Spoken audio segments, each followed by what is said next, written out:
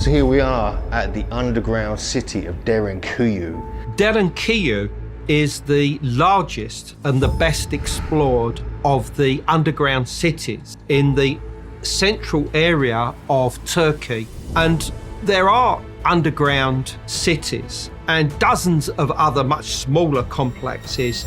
Imagine breaking a wall in your basement and finding a doorway into another world. That is exactly what happened in southeastern Turkey, when a routine repair opened into miles of tunnels, rooms, wells, and worship spaces no one alive even knew existed. The most interesting part about Derinkuyu is the fact that the upper levels are carved out almost like the same quality as the Hypogeum in Malta. Everything inside was shaped by human hands, yet the earliest builders left almost nothing behind. One of the fascinating things about Derinkuyu is the fact that it is not an isolated underground city. Although it is 300 feet underground and held over 20,000 or so people. So who began this underground city, and what drove them to live in the dark?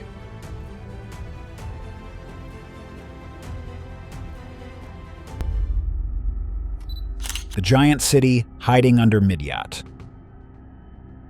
In an old stone house in southeastern Turkey, a workday started like any other. City crews in bright vests were sent into the basements of Midyat's historic quarter to clear rubble, scrape damp walls, and get the old cellars ready as part of a street repair project. Down in one of those basements, a worker noticed something that did not fit. The wall did not sound solid when he hit it with his tool. A thin, cold draft slipped through a crack where no door or window should be. After a short talk with his supervisor, they decided to break through the plastered stone. Dust poured out. Behind the wall was not another storage room, but a rough opening into darkness. Through that basement doorway, they were looking into a space no one had walked in for a very long time. When the first men stepped through the hole with flashlights, the air felt heavy and still. The ceiling was low enough that they had to hunch over. Their lights caught soft limestone walls, cut by hand. Soot stains marked the rock above their heads, a sign that fire had once burned here. The floor under their boots was uneven and dusty, with small chips of stone and broken pottery scattered around. Most importantly, the space did not end in one small room. A narrow tunnel ran on ahead, turning out of sight. On the sides, more openings led into side chambers. The city quickly called in experts from the Mardin Museum and the National Culture Ministry. Archaeologists walked the same path, but with slower steps and trained eyes. They saw the smoke marks, tool cuts, carved niches for lamps, and carefully shaped doorways, and they understood something the workers could not yet see. This was only the first piece of something huge. The cave under that house connected to other caves, which linked to more tunnels and rooms that stretched under the old town. Before long, the team realized they were not just cleaning out a cellar. They had stumbled into an underground city. Locals have long called Midyat a place where every corner holds history, with buildings from many past centuries standing side by side. But until those basement works began, almost no one in town guessed that an even older city was lying directly under their feet. The new discovery soon received an old name. Archaeologists decided to call the underground complex Matiate, after the ancient Assyrian name for Midyat.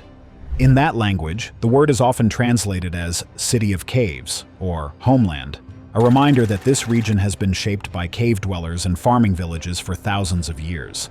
The Assyrians were one of the big early empires of the Middle East. They ruled this area long before the Roman Empire, and their place names stayed in use even as new powers took over. By choosing that name, the team was saying that the city above and the city below are really two versions of the same place.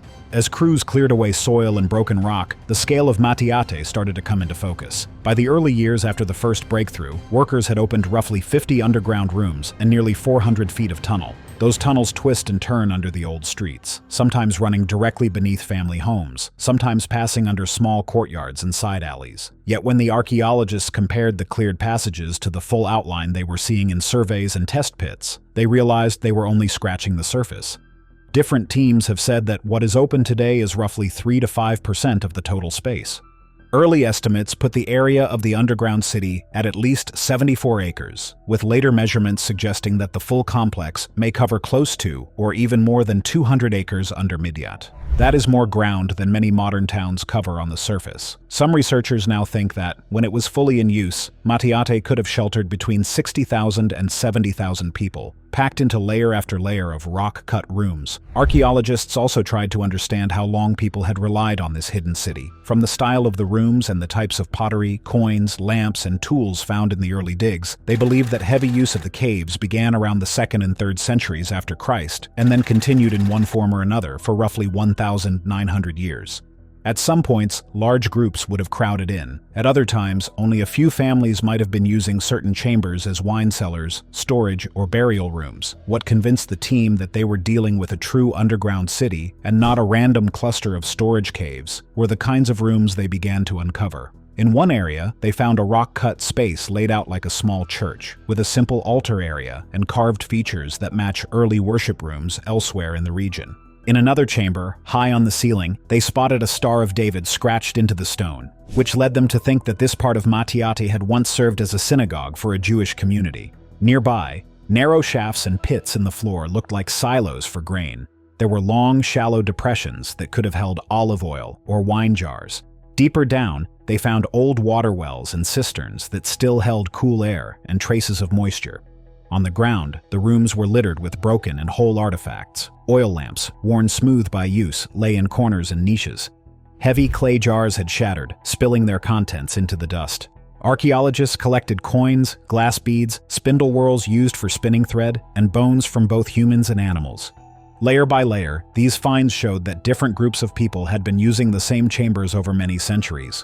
For people who grew up in Midyat, the shock was not just the size of Matiate, but the idea that it could be forgotten at all. Some older residents told reporters that they had always heard stories about many caves under the town, but nobody imagined anything on this scale. There had even been a warning sign decades earlier. In the 1970s, the ground in one part of town suddenly gave way, and a construction machine dropped into a hidden void. City workers pulled the machine back up and poured concrete to close the hole. At the time, no one followed up to see how far that void went. Local leaders are already talking about the future. They describe step-by-step plans to open the first sections of Matiate to visitors once engineers make them safe, with hopes that the full underground city could become a major tourist draw for Midyat within a few years. For now, access is limited to archaeologists, workers, and a few journalists, both because of safety rules and because the digs are still underway. But to understand this place, you have to know who built it, who used it, and why they were forced to live in the dark in the first place. Who hid in this underground city?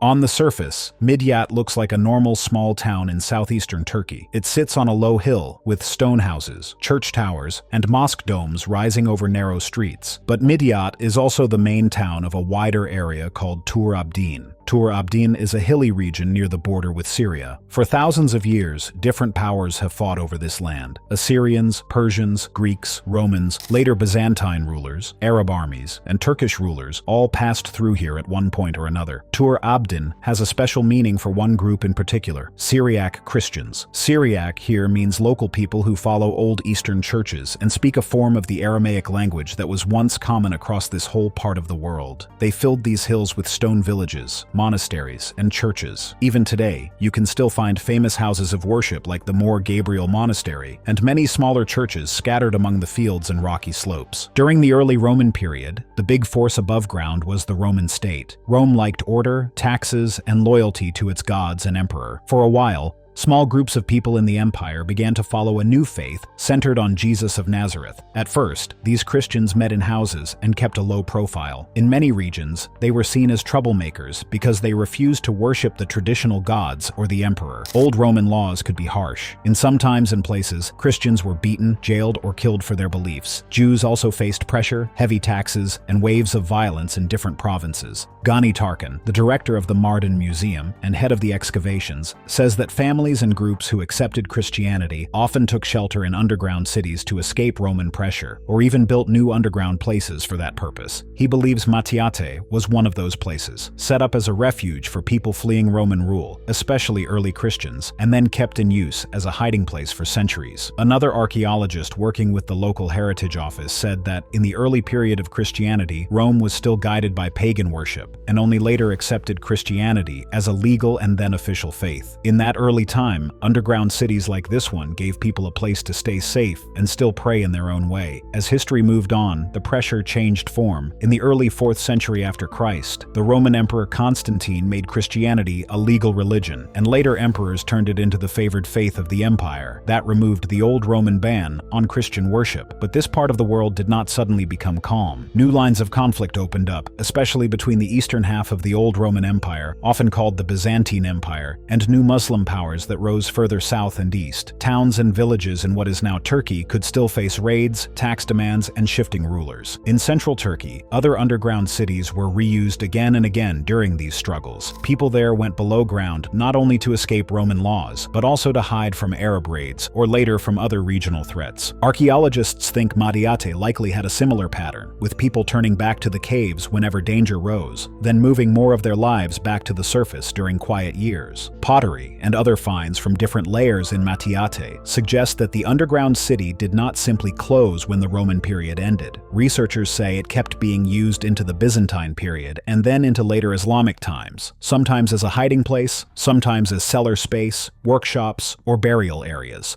This slow change helps explain how a place large enough for tens of thousands of people could be forgotten as a whole. Imagine a family in Midyat in the late Middle Ages. They know the entrance to a couple of rock rooms under their home. They use one as a cellar and another as a burial place for relatives. The rest of the tunnels, further in, have long since been sealed by collapses or filled with junk and soil. The stories about whole neighborhoods going underground might still be told by elders in vague phrases. Over time, even those stories fade. Then, later building projects lay new stone on top. A fresh street is laid down, a modern wall covers an old opening. Piece by piece, the memory of the full maze shrinks down to a handful of damp back rooms. And Matiate is not the only place where that happened. Across Turkey, from these hills in Tur Abdin to the strange rock valleys of central Anatolia, there are many other underground towns and refuges, some even deeper and more complex.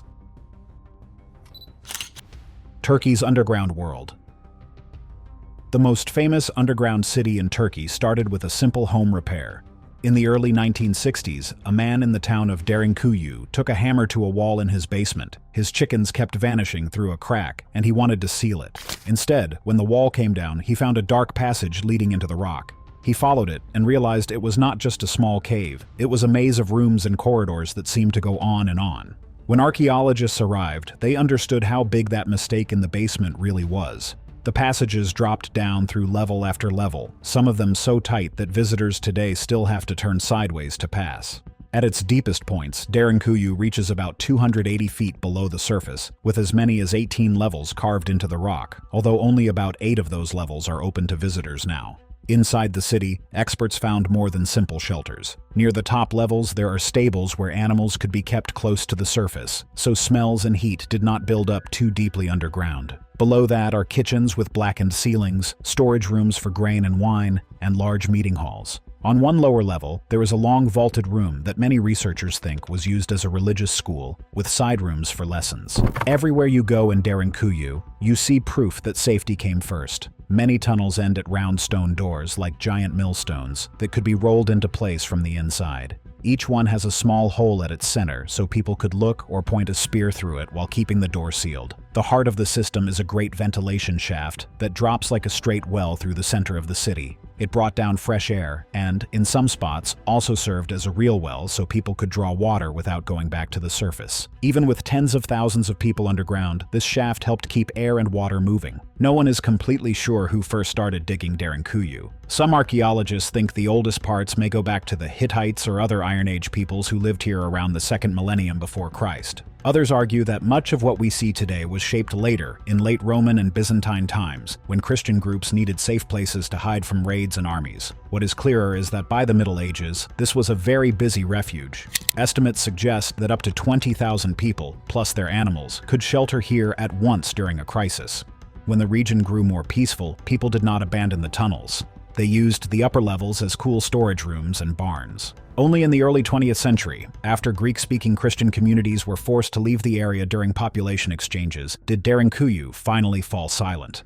A short drive from Derinkuyu, under the modern town of Kaymakli, there is another underground world with a very different feeling. Here, the tunnels are lower and narrower. You have to stoop almost the entire time you are inside. Instead of dropping straight down like a deep shaft, the city spreads out more slowly under a low hill, wrapped around a set of central ventilation chimneys. People in Kaymakli had always used some of the shallow caves under their homes as storage or stables, but the full size of the underground city only came into focus in the 20th century, as more tunnels were cleared and mapped. In the early 1960s, it was open to visitors, and guides began to lead people down through the first few levels. Archaeologists now think Kaymakli has at least 8 floors, though only 4 are open to the public. The first level includes stables, where animals were kept close to the entrance so that smells and waste would not spread too deeply into living areas. From there, visitors move into a small rock-cut church with an apse, and then into a cluster of family rooms and storage spaces. On the lower open floors, you start to see how much the people of Kaymakli cared about storing food. There are long rows of carved niches for huge clay jars and deep rock-cut pits used as granaries. The whole plan revolves around tall ventilation shafts that act like chimneys. Fresh air drops down from above and then moves through side tunnels into each room. In Kaymakli, these shafts control where rooms can exist at all. If a spot is too far from a shaft, there is no room there. This gives the city a strange, organic shape, more like the roots of a tree than a planned grid. Historically, Kaymakli seems to have been used again and again whenever the surface became dangerous. Sources point to heavy use during the long wars between Byzantine and Arab forces, when Christian villagers needed places to hide from raids. Later, local Greek-speaking communities used it as a refuge from attacks and tax collectors, right up into the early 1900s. Some accounts say that an underground tunnel once linked Kaymakli to Derinkuyu, turning the two cities into one very large defense system, though that passage is not open today. At its peak, Kaymakli could probably shelter a few thousand people. One modern estimate suggests around 3,500 people might have lived here during crises. Farther north in Cappadocia sits the village of Ozkonak. For a long time, farmers here knew there were odd, hollow sounds and soft spots in their fields, but no one understood what lay below. In the early 1970s, a farmer named Latif Akar noticed that water from his irrigation channels kept vanishing into the ground. He followed the loss, dug down, and broke into a chamber that was clearly man-made. This was the start of the modern discovery of the Ozkonak underground city. As experts opened more tunnels, they realized this was not a small shelter. The complex runs through about 10 levels, down to a depth of roughly 40 meters, or around 130 feet, though only 4 levels are open to the public. Some reports claim that up to 60,000 people could shelter here for as long as 3 months, which would make it one of the most heavily used refuges in the region. Ozkonak shares many features with other Cappadocian underground cities: stables, kitchens, storage rooms, wine presses, and living areas. What makes it special is how it handled communication and defense. Along many corridor walls, there are small horizontal holes that pass from one room to the next. These are thought to have been used for talking and passing small items without opening the heavy doors, so people could coordinate quietly even during an attack. Above some of the stone doors, there are also narrow vertical shafts that widen just inside the room. Archaeologists believe these acted as trap points. If attackers forced open a door, defenders could dump hot oil, sand, or even stones down these shafts onto anyone trying to break through, while staying protected themselves. Like other underground cities, Ozkonak likely began in the early centuries after Christ and kept being expanded through Byzantine times as new threats appeared. Not every underground refuge used the same plan, though, and the next one in this region proves it. The underground city of Mazi lies not far from Irgup, carved into the side of a valley. Its ancient name was Mataza, and tombs here show that people were already using this slope during the Roman period.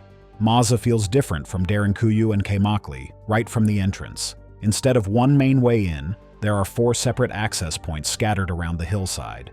Each narrow entry leads back toward a central hall, and one of them is sealed by a heavy rolling stone door just like the ones in Derinkuyu. Inside, archaeologists and guides point out how much space is given to animals and wine. There are more stables here than in many other underground cities, with long feeding troughs cut into the rock and low ceilings that would have kept heat close to the animals. Nearby are rock-cut wineries with shallow basins and channels where grapes could be crushed, and juice could be run into jars. The high number of barns and wine rooms suggests people plan to stay here for long periods, not just rush in for a short attack and then leave.